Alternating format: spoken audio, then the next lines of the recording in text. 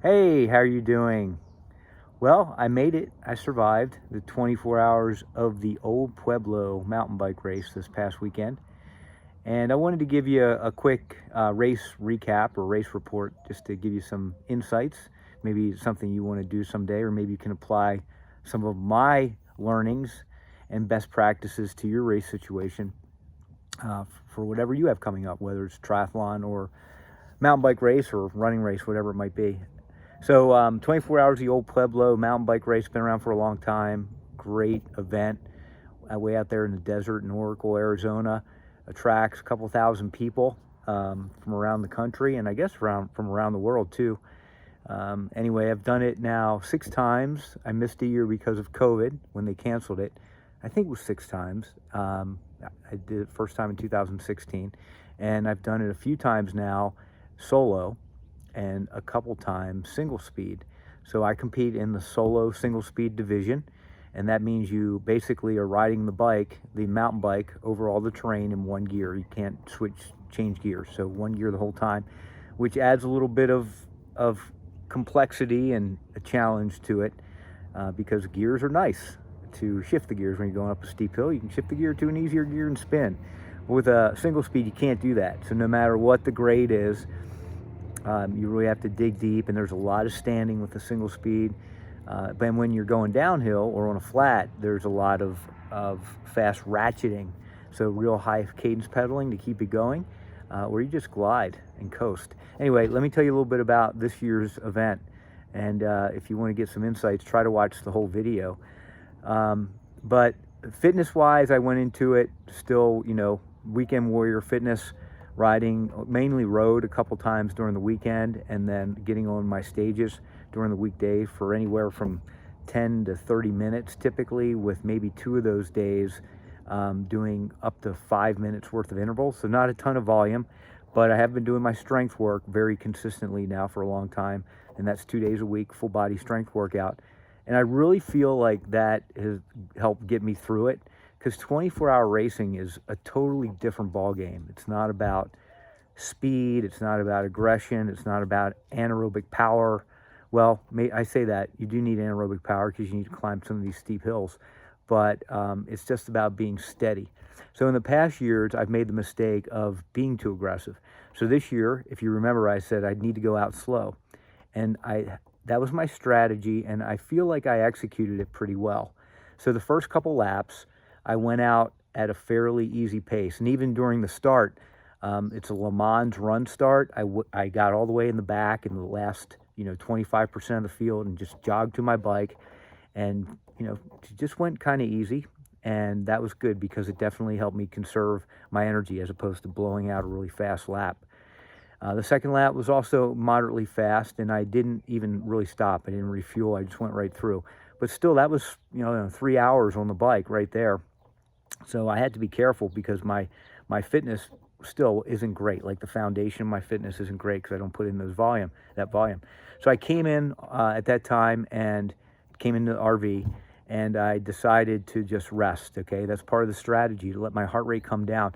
But interestingly, I was already starting to feel the muscular pain and soreness, and my heart rate, and I've told in the videos here, it gets a little, the AFib thing, and then a little bit of the high heart rate stays high. In other words, I guess it's a tachycardia type of situation.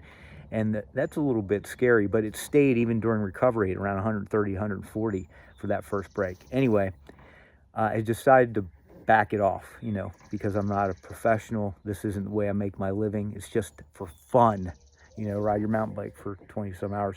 Anyway, I decided to back it off and just stick with the strategy. So the next lap, I came in like a 140, 135, 140 lap time, but I just rested for 20 minutes, and I wanted to go off on a 2-hour interval, 2-hour send-off. If you're a swimmer, you know what that means.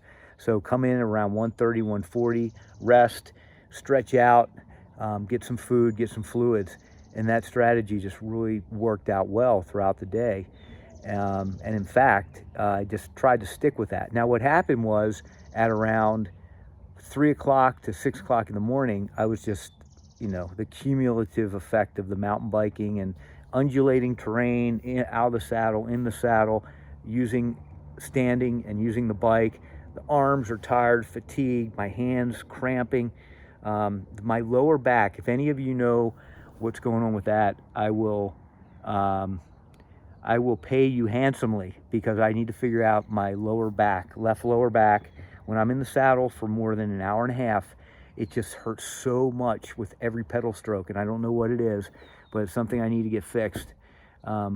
I just need to get it resolved. And somebody said sciatica. I don't know what it is. When I stand up and stretch out, it resolves itself and feels better for a few pedal strokes, and then once I sit back down. So you can think about this kind of event always being in pain, and that's what it was, this pain, like somebody's taking a ice pick and stabbing it into my left lower back. So that was one real obstacle. And then the other big thing this year was, well, the knees. But the more I warmed the knees up, the better they felt, and that's great because, again, there's so much standing that goes on, so that was a good, big deal. And I had a spinny gear. I had a 32-20, 32 on the front, 20 on the back. That was probably too spinny, to be honest with you, but it did discipline me not to go hard. I will say that. I wasn't tempted to go and push the pace because I couldn't. It was too spinny out there, especially on some of the sections. So where was I with that? Okay, so lower back and 3 to 6 o'clock started to fade a little bit. Nutrition-wise, well, I can't say enough about my crew. Joy and Hope and Chloe and Joy's son JJ, they were there helping me out all night, all day. Dad, what do you need? Can we help you? You look great, Dad. Keep it going. You know, the encouragement. Joy made great food for me. She pre-made a lot of rice with scrambled eggs and lots of salt. And then they made burritos for me, basically. And not every time, but I had a lot of burritos. But let me tell you. So I estimate, burned over 10,000 calories. And every time I came in, a couple water bottles of fluid. This year I did go with some energy drinks. I tried those Monsters. Probably not good for me, but I think they were pretty effective at helping me stay very alert. I did go with coffee late at night, but that came back up. so I don't think I'll do that again. But the Monsters were good. I also went with Cliff Bar and just really pounded the fluids when I came in on my lap every couple hours, or every hour and a half to hour and 45 minutes, which helped a ton. When I didn't do that, I started to fade out there because your body just gets so fatigued. But let me just tell you this, you feel like quitting all the time. For me, I just had to get my head around, don't just keep going, just keep moving, just keep moving. The hard part was getting out of the RV because it was warm in there and, you have your food and you just want to stay there and go take a nap, but you don't, you keep going. And so you have to maintain that focus and just remember that everything comes to an end, including 24-hour races, and all the pain and suffering that you're experiencing out there, that comes to an end as well. So it's like chunking up the course, taking each section of the course and just getting it behind you and then moving on to the next one and getting your head around just the next 10 minutes. You can get through this. Anybody can suffer for 10 more minutes. So that's what I continue to do all day. And it paid off because, I was really happy with this year's event in the sense that I did 13 laps, which is about 200 miles, spent over 18 hours on the bike, and 13 laps was my PR, even better than I did 4 years ago on a geared bike for the solo division when I was in a lot better shape. I could put in sub 110 laps, which is not a smart thing to do for 24-hour racing. So the conditioning piece wasn't as important as having the right strategy and then sticking to the strategy and having a great crew. I go back to the crew, my girls, Joy, their help out there is just amazing. And you can't do this stuff effectively without that kind of support.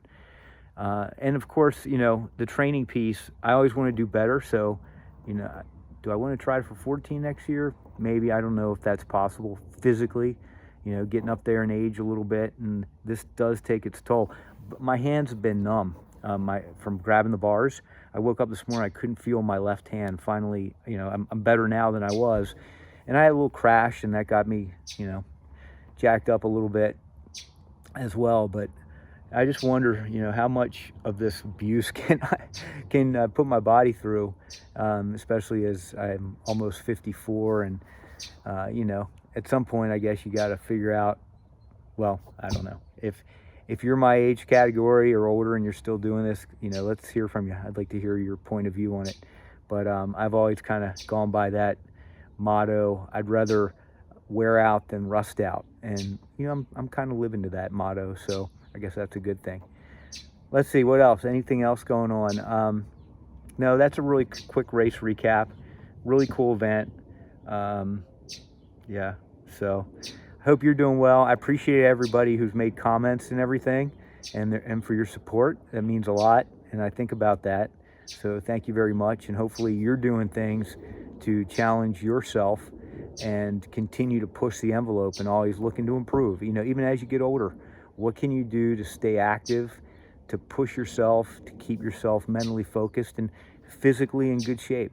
Things that kind of scare you and maybe push your limits, but at the end of the day, it's ultimately good for you, and you're living a high value life by doing those things. So, all right, thanks everybody. Have a good night.